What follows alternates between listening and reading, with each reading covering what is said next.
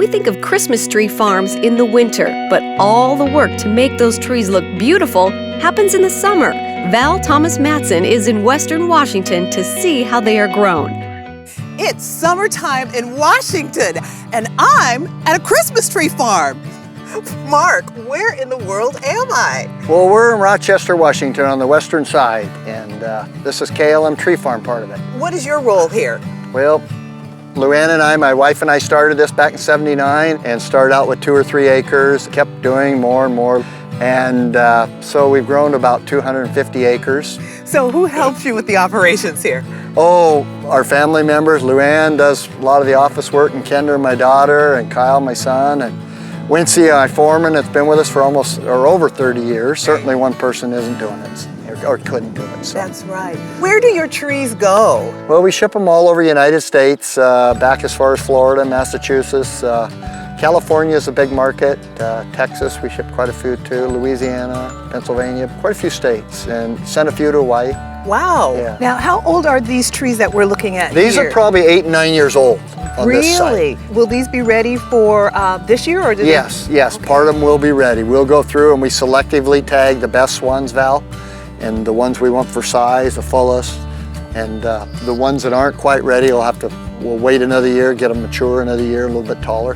What about the trees that are grown here in Washington State? What makes them special, unique, compared to the trees that are from the East Coast, say? West Coast has some very good climates. We can grow trees. East Coast can't because it gets so cold at times. And we have a lot of rain, as you know, in Washington. And so that helps our trees be lush and green.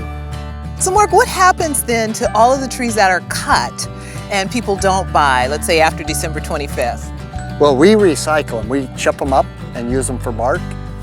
But even the ones that people do buy, all the cities and counties now have all these dates that you get your tree curbside. It's taken, it's chipped, used for mulch. You can come in and get mulch at your recycle centers. So it's a reusable product.